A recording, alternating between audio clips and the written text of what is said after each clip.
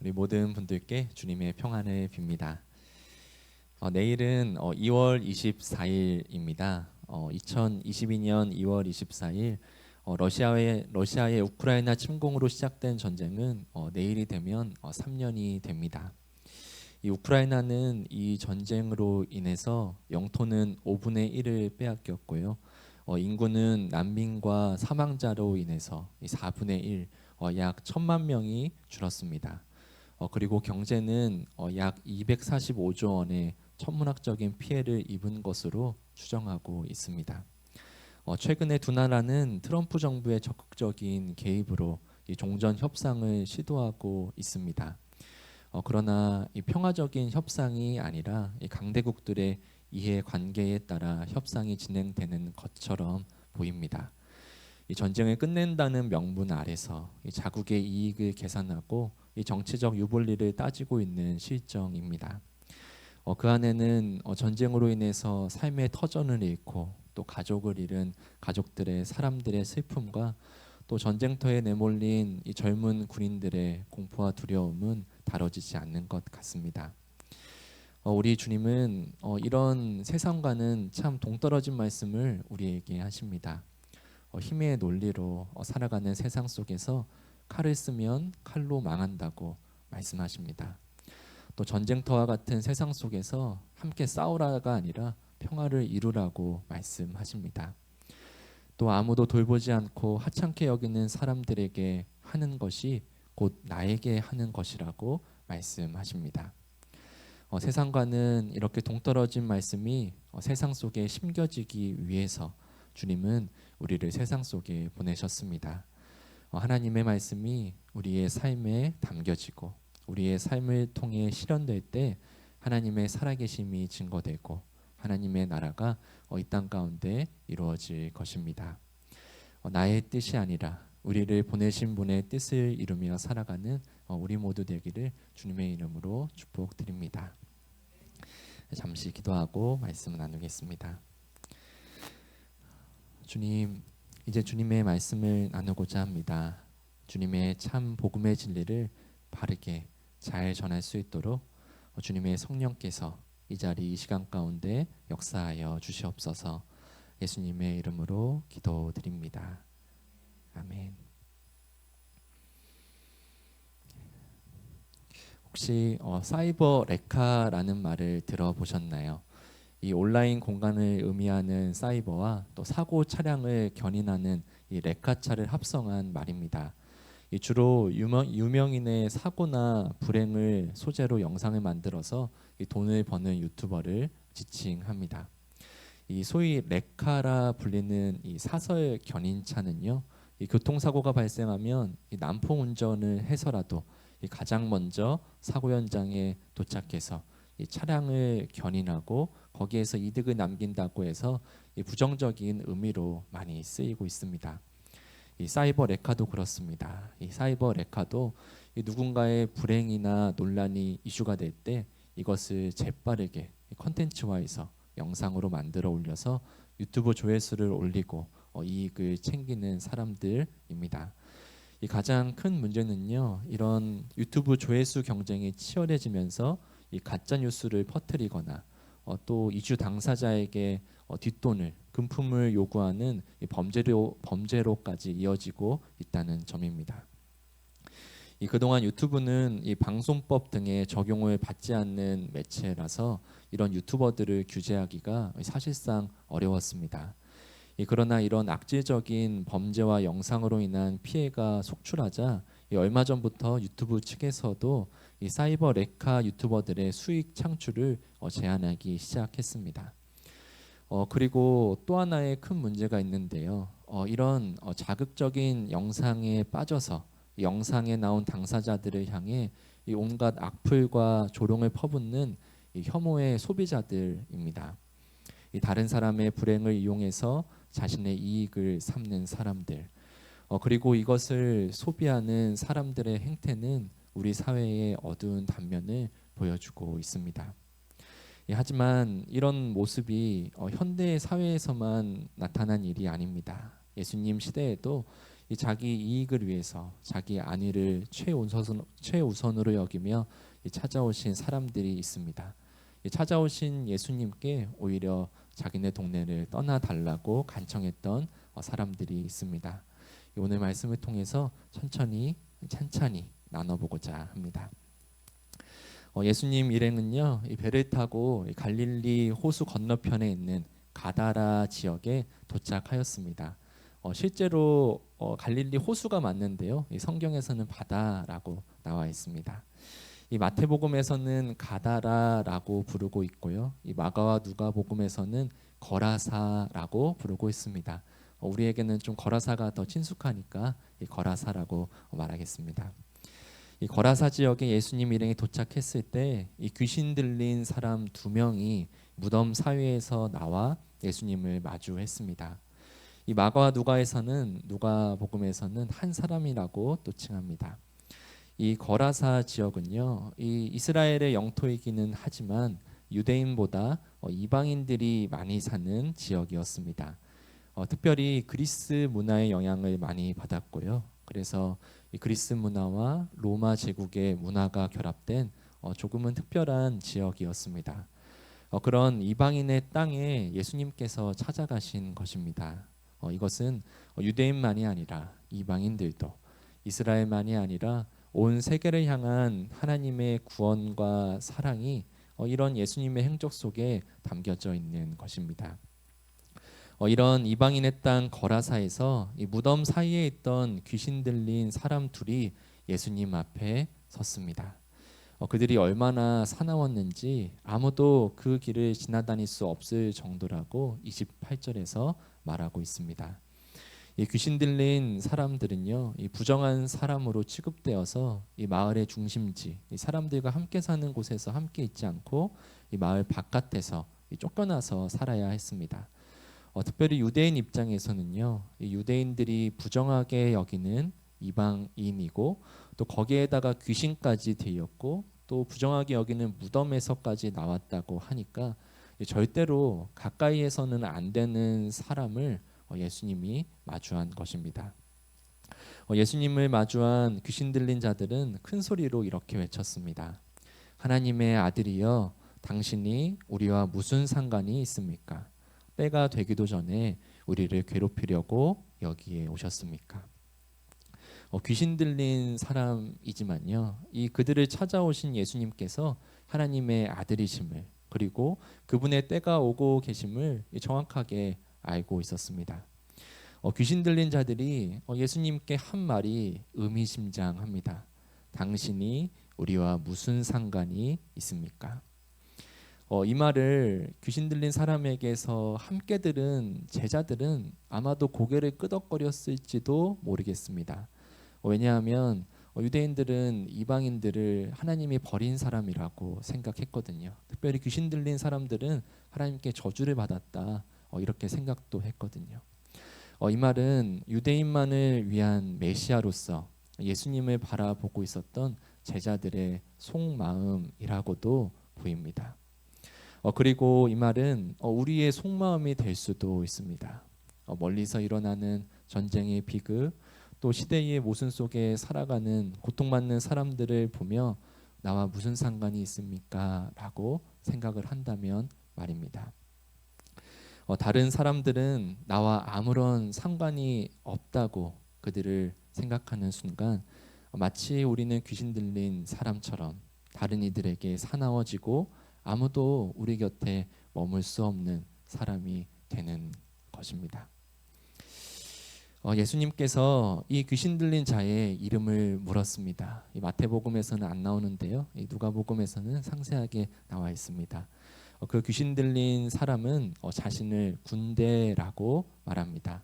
이 헬라어로 레기온입니다. 이 레기온이라는 단어는 이 로마 제국의 정규 부대의 가장 큰 부대 단위, 지금으로 치면 군단이라고 말하면 적절할 것 같습니다. 이런 군단은요, 한 6천 명 정도로 편성됩니다. 이 성서는 그런 군단을 군대라고 번역하였습니다. 이처럼 많은 군인을 의미하는 이 군단처럼 많은 귀신이 그 사람을 지배하고 있었습니다.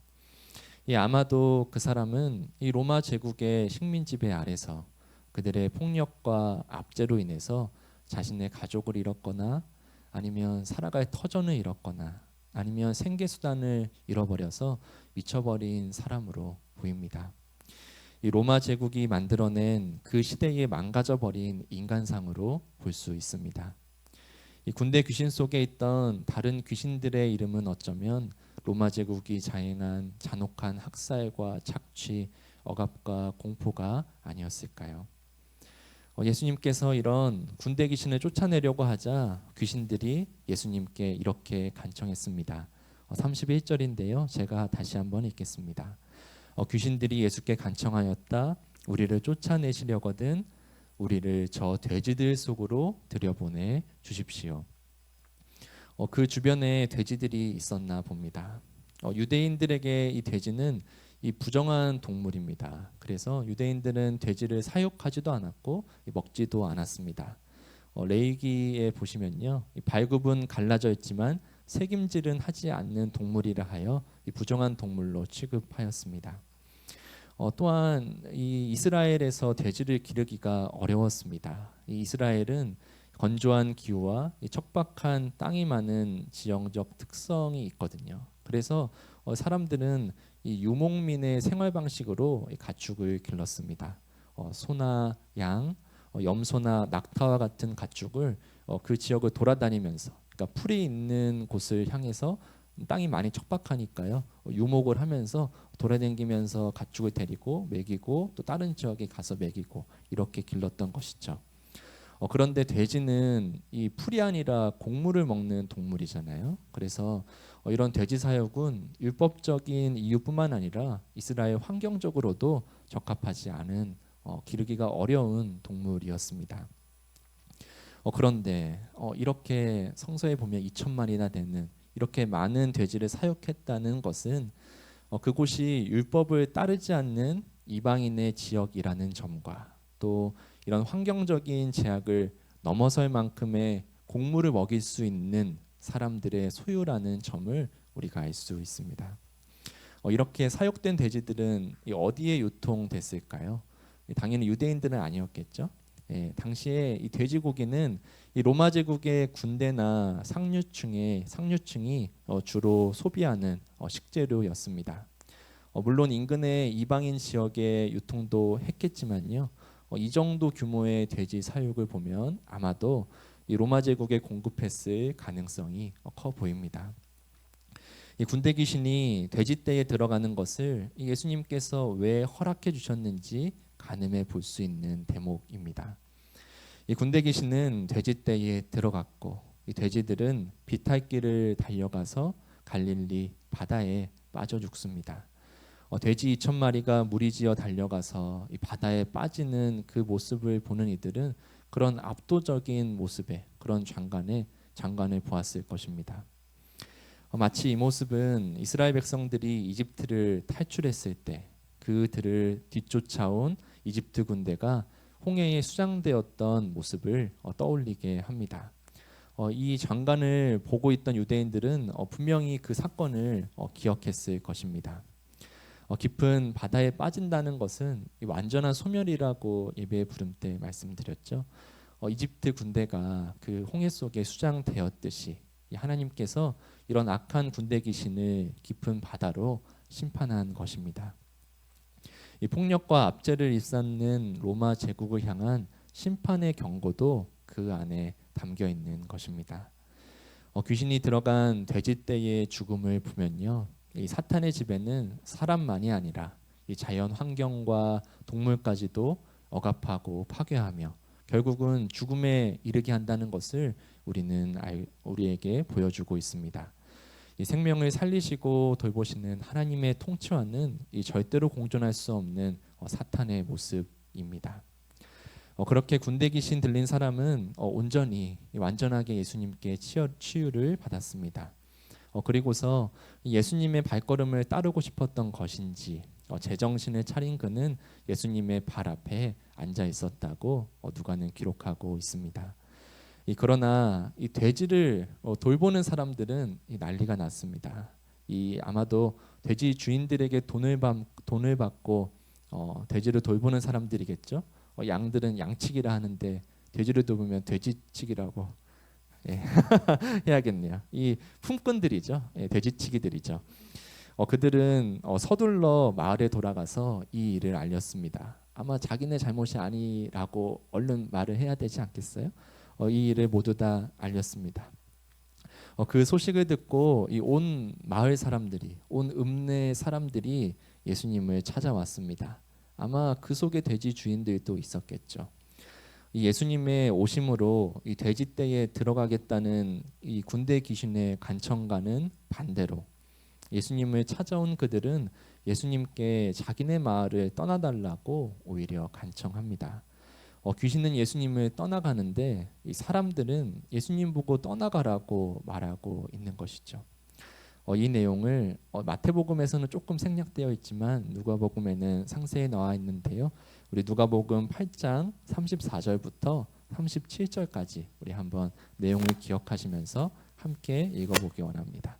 우리 함께 읽겠습니다.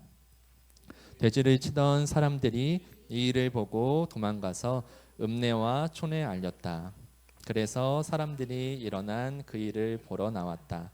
그들은 예수께로 와서 귀신들이 나가버린 그 사람이 옷을 입고 제정신이 들어서 예수의 발 앞에 앉아 있는 것을 보고 두려워하였다. 처음부터 지켜본 사람들이 귀신 들렸던 사람이 어떻게 해서 낫게 되었는가를 그들에게 알려주었다.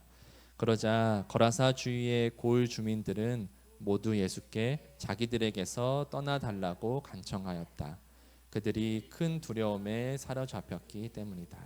아멘. 처음부터 이 일을 지켜본 사람들이 이 귀신 들린 사람이 어떻게 낫게 되었는지를 알려주었을 때 그들은 아무도 기뻐하거나 감사하지 않았습니다. 오히려 두려워했다고 나오죠. 아무런 관심도 이 사람에게 없는 것처럼 보입니다. 오히려 그들은 두려움에 사로잡혀서 예수님께 자기네 고을에서 떠나달라고 간청합니다. 이 말이 간청이지 이 때로 몰려와가지고 예수님 일행을 쫓아낸 것입니다. 이 마치 갈릴리 바다에 빠진 군대 귀신 들린 그 돼지떼가 멀쩡한 사람의 모습으로 예수님을 찾아와서 예수님을 위협하는 것처럼 보입니다. 그들은 두려움에 사로잡혔기 때문이라고 이 누가는 우리에게 설명해 주었는데요. 이 어떤 두려움이었을까요? 예수님은 이 로마 제국에 유통하던 돼지떼를 바다에 빠뜨려 죽게 한 사람입니다.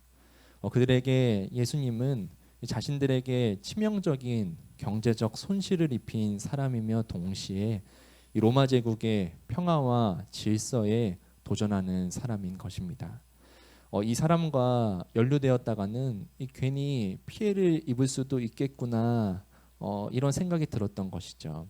이 자신들의 손해와 로마 제국의 보복에 관한 두려움에 빠진 것입니다. 예수님께 치유받은 사람이 이 멀쩡하게 돼서 예수님 옆에 앉아 있는데도 불구하고 그들은 자신들의 이익과 안위 밖에는 관심이 없습니다. 세상을 구원하러 오신 하나님의 아들을 향한 경외로서의 두려움이 아니라 자신의 이익과 안위를 위협하는 존재로서 느낀 두려움, 그 두려움에 가득 찬 이들에게서 주님이 떠나시며 이 사건은 마무리됩니다.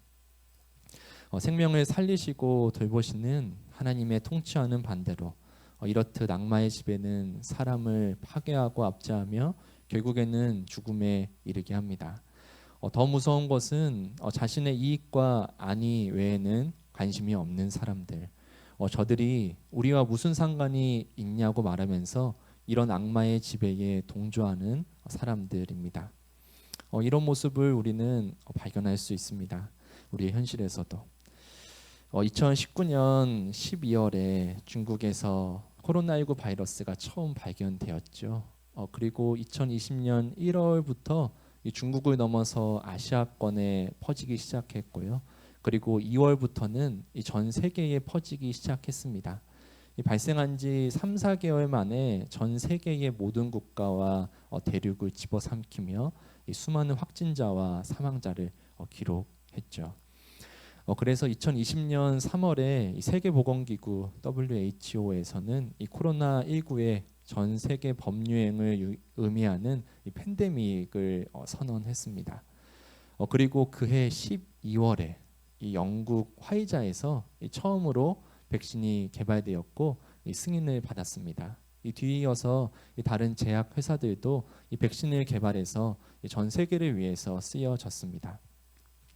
이 백신 개발 과정은 통상 10년이 걸린다고 하는데요. 이 코로나19 백신은 과거의 어떤 백신보다 빠르게 개발된 백신이었습니다. 이 시기에 이 백신을 개발하고 승인한 회사들은요, 이 매출이 급등하고 또 주가 상승도 급등해서 그것을 토대로 아주 비약적인 발전을 이루었습니다. 그런 시절에 이런 코로나19 바이러스가 한참 유행하던 시절에 이 바이러스와 관련된 영화를 소개하는 영화 프로그램에서 이런 멘트가 나왔습니다. 전염병도 선진국 환자가 걸리는 병이어야 빨리 낫는다.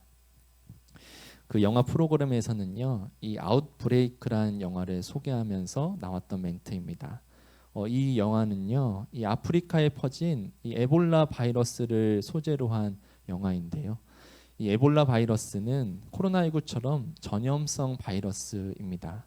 이 1976년 콩고의 에볼라강 유역에서 처음 발견되어서 에볼라 바이러스라고 한답니다.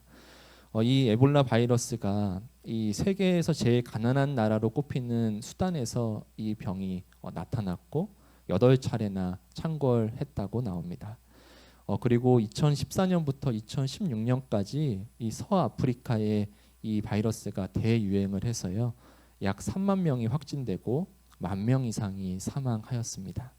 이 3명 중에 1명이 죽을 정도면 엄청난 치사율이죠.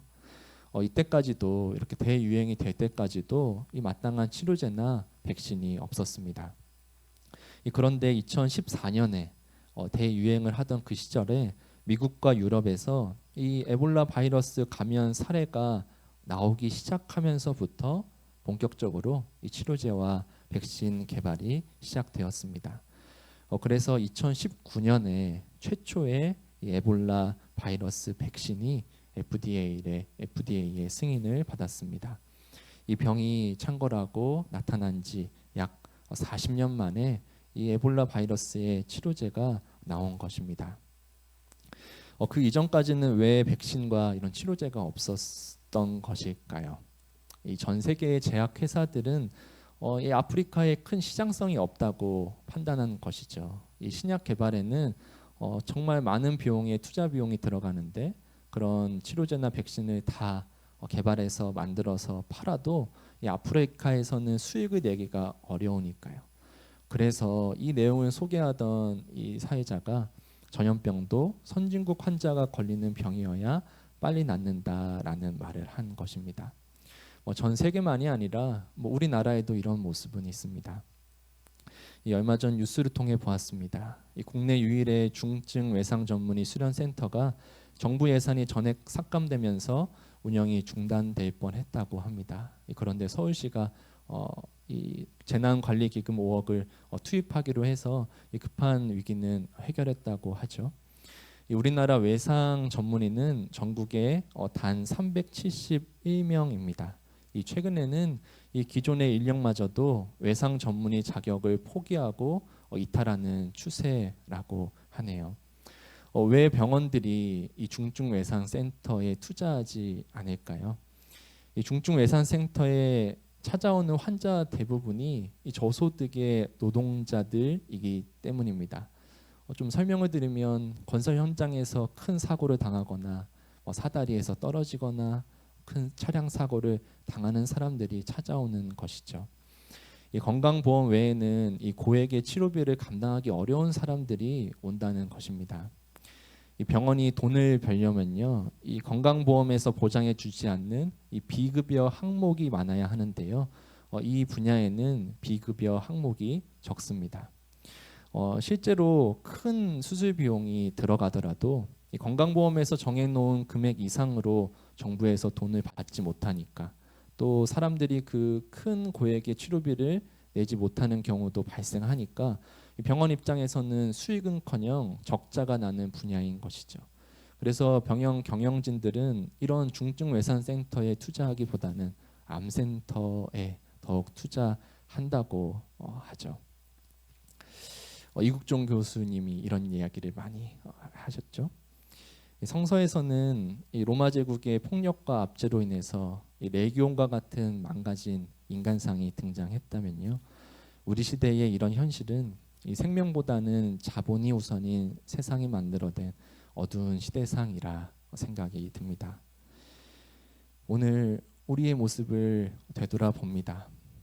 우리에게 찾아오신 예수님을 우리가 거절하진 않았는지, 우리의 이익과 안위에 충돌되는 말씀을 하시는 그분을 다른 곳으로 쫓아낸 것은 아닌지, 예수님께서 귀신 들린 사람을 치유해 주셨지만 아무도 기뻐하지 않고 아무도 감사하지 않는 그곳이 거라사가 아니라 우리가 살아가는 세상은 아닌지 말입니다. 그런 세상 속에 주님께서 우리를 보내신 이유를 누가복음 4장 18절 19절에서 말하고 있는데요. 이 말씀 우리 함께 읽어보기를 원합니다. 주님의 성령이 우리에게 충만하게 임하셨습니다. 가난한 사람에게 기쁜 소식을 전하게 하시려고 우리를 택하시고 보내셨습니다. 그분이 우리를 보내신 것은 마음 상한 자를 고치고 포로에게 자유를 선포하며 눈먼 사람을 다시 보게 하고 짓눌린 사람을 풀어주며 주께서 은혜 베푸실 때를 전파하도록 하기 위해서입니다. 아멘. 주님은 성령을 통해서 그런 마음을 품고 있는 우리의 마음을 바꾸시고 또 바뀌어진 우리를 통해서 온 세상을 바꾸고자 우리를 이곳에 부르셨고 우리를 세상 속에 보내십니다. 하나님의 말씀이 우리 삶에 담겨지기를, 우리 삶을 통해 실현되기를, 우리를 보내신 분의 뜻을 이루며 이 땅 가운데 하나님의 나라를 이뤄가는 우리 모두 되기를 간절히 축원드립니다. 아멘.